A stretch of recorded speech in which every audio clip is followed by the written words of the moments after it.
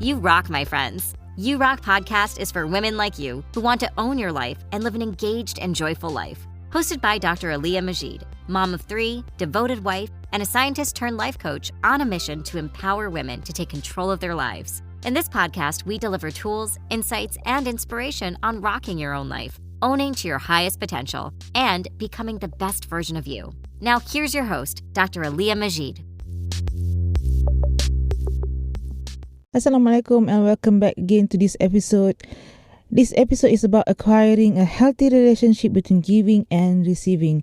Sometimes we give too much to everyone except ourselves, and here we look at how you can fill up your cup before helping others, how to stop the people pleasing, and the importance to reconnect to your authentic self. Here's the thing, we cannot give and then expect to feel great. It is good to help people, but from a full cup. Otherwise, we deplete ourselves and try to make ourselves feel better through others, and this does not work. Anyone who uses others but does not give to themselves will not feel worthy. People pleasers and overgivers never feel worthy because they give too much. You have to be able to receive from yourself and others to feel empathy. You can give, but you need to be supported as well. When you have healthy boundaries and a lot of support and are checking with your intuition, you can help and serve others from a full cup.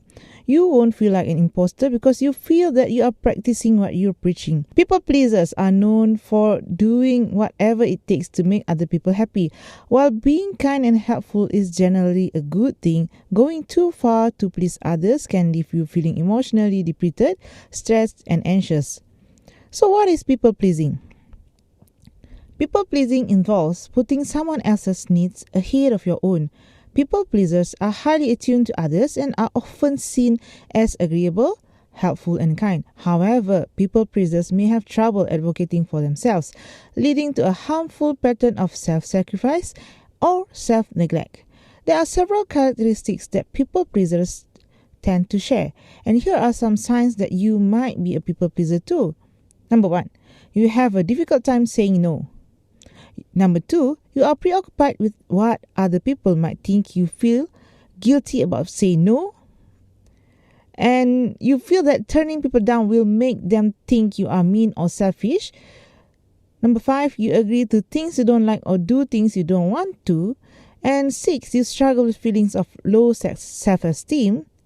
Number 7, you want people to like you and feel that doing things for them will earn their approval. Number 8, you're always telling people you're sorry. Number 9, you take the blame, even when something isn't your fault.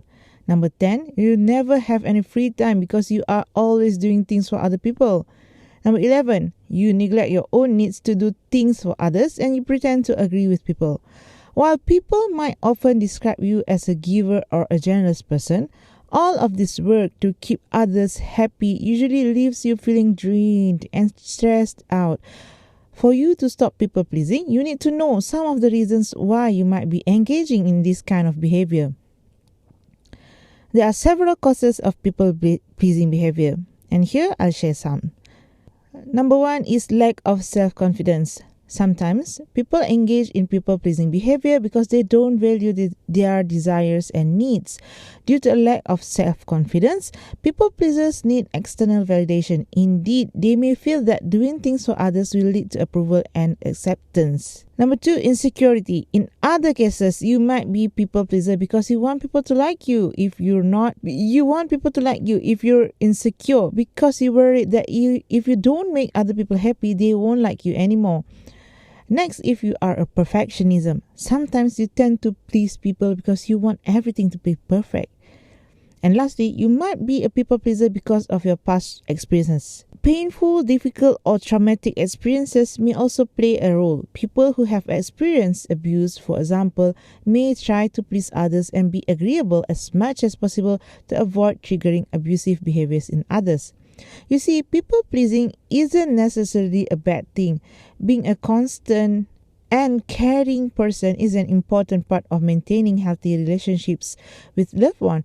However, it becomes a problem if you're trying to win approval to make up for your weak self-esteem, or if you're pursuing the happiness of others at the expense of your emotional well-being. The consequence of this is that while you might sometimes actually enjoy helping, you also might be experiencing frustration when doing things reluctantly or out of obligation, and this can lead to a cycle of helping someone, feeling mad at them for taking advantage, and then feeling regretful or sorry for yourself, and then the process continues over and over again.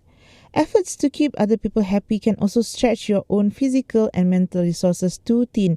If you're trying to manage everything, it can lead you to stress and anxiety, affecting your health. Although helping other people can have several mental health benefits, leaving no time for yourself means that you end up experiencing negative health consequences and you'll have excessive stress. People pleasers will often hide their own needs and preferences to accommodate other people, and this can make you feel as if you are not living your life authentically. And if you keep on doing like this, it may even leave you feeling as if you don't know yourself at all. Hiding your true feeling also make it difficult for other people to get to know the real you, and it is essential in any close relationship, and it's not something you can continue doing for the rest of your life. You will lose your authentic self. Lack of authenticity is one of the effects if you keep on people pleasing. People pleasers will often hide their own needs and preferences to accommodate other people, and this can make it feel as if you are not living your life authentically, and consequently you feel like you don't know yourself at all. In her book, Braving the Wilderness, Dr. Brené Brown describes, true belonging only happens when we present our authentic, imperfect selves to the world, and our sense of belonging can never be greater than our level of self-acceptance. Do you understand that? Okay, let me repeat again. True belonging only happens when we present our authentic, imperfect selves to the world, and our sense of belonging can never be greater than our level of self-acceptance. You want me to repeat again? She describes in her book that being ourselves means sometimes having to find the courage to stand alone and totally alone. You may think that belonging requires something external to us, something we secured by showing up in a real way and needing an experience that involved others. But as she dug deeper into true belonging, she found that true belonging is not something we achieve or accomplish with others. It's something we carry in our hearts. Once we belong thoroughly to ourselves and believe thoroughly in ourselves, true belonging is ours. Therefore, although you think that you might be people-pleasing to belong to a particular group, membership, or specific society, true belonging is what you carry in your heart and can only be achieved if you find the courage to stand alone. So again, true belonging only happens when we present our authentic, imperfect selves to the world, and also the sense of belonging can never be greater than our level of self-confidence. So here, I share you some keys to stop people pleasing. Fortunately, there are some steps that you can take to stop being a people pleaser and learn how to balance your desire to make others happy without sacrificing your own. Some key actions that you can take include the following. Number 1, establishing boundaries. It's important to know your limits and establish clear boundaries and then communicate those limits. Ask yourself, did I respect my boundary? Was I clear about what's okay and what's not okay? You might also explain that you are only available for a specified time, and this can be helpful because it ensures that you have control now, not only what you are willing to do, but also when you are willing to do it. Number 2, start small. It can be hard to make sudden changes, meaning that if you have had these behavioral patterns, it can be challenging to change. In many cases, you not only have to retrain yourself, but you also have to work on teaching the people around you to understand your limits. Therefore, it can be helpful to start taking small steps that help you work your way to being less of a people pleaser. Start by saying no to more minor requests. Try to express your opinion about something small or ask for something that you need. Number 3, set your goals and priorities. You also have to set your goals and priorities. Consider this. Where do you want to spend your time? Who do you want to help? What goals are you trying to accomplish? Knowing your priorities can help you determine whether or not you have the time and energy to devote to something in your life. If something is taking your energy and time too much, take steps to address the problem. Set boundaries and say no to things you don't want to do. And you'll find that you have more time to devote to things that are important to you. Number 4, people taking advantage. Another step toward overcoming people taking advantage of you is that look at how they take advantage of your generosity. Other people always seem to want something for you but are suddenly unavailable if you need them to return the favor. Does anybody ever experience this? Does anyone came to mind when I asked? I'm telling you this. If it feels like you are being manipulated into doing things, take some time to assess the situation and decide how to handle the request. So don't let them take advantage of you. Number 5, give and take. You also have to remember that relationships require us to give and take. A strong, healthy relationship involves a certain degree of giving and take. If one person is always giving and the other person is always taking, it often means that one person always needs to ensure that the other person has what they want. So that is really tiring. That is not a healthy relationship. A healthy relationship is giving and taking, not only giving. Okay? Number 6, the intention. You don't need to give up being kind and thoughtful. Those are desirable qualities that can contribute to a strong, lasting relationship with others. But the key here is to examine your motivations and intentions. Don't do things only because you fear rejection or want to gain the approval of others. You can keep doing good things, but on your terms. Kindness doesn't demand attention or rewards. It simply requires a desire to make things better for another person. Number 7, get help. If being a people pleaser is making it difficult for you to pursue your happiness, your goals, or whatever things you want to do in your life, it's important to find ways to set boundaries and take back your own goals.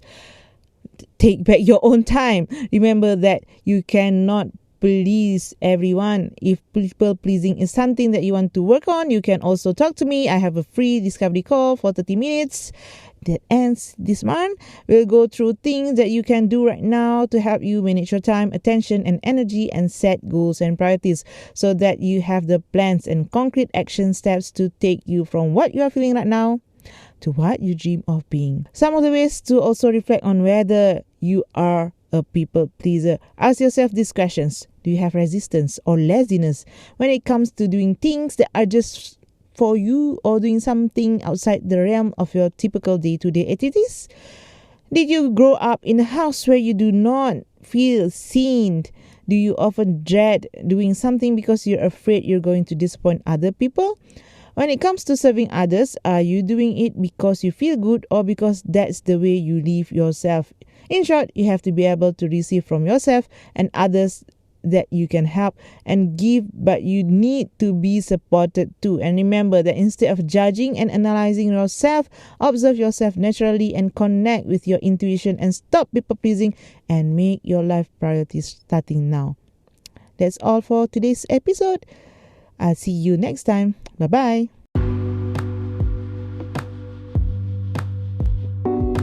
Thank you so much for tuning in again this week. And remember, guys, start your day with an intention, make time for your most important thing, and live your life with passion.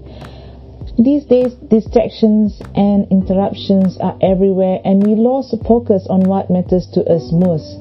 I mean, there's always another text or DM or email or group chat or social media platform that you're supposed to be on 24/7.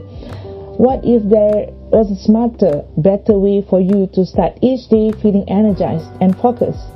What if you could double or triple your creative output by working less hours and never burning out? Well, now you can by joining me on my brand new one-on-one success and productivity coaching program that infuses intentional goal settings and purposeful productivity so that you can work less, stress less, and never burning out again. Click the link on the show notes below to book a free consultation with me. It's at draliahmajid.com/coaching. It's draliahmajid.com/coaching. Or if you want to get started with goal setting, you can download your free copy of the life audit assessment at draliahmajid.com/life audit. Or you can see the show notes below for the links.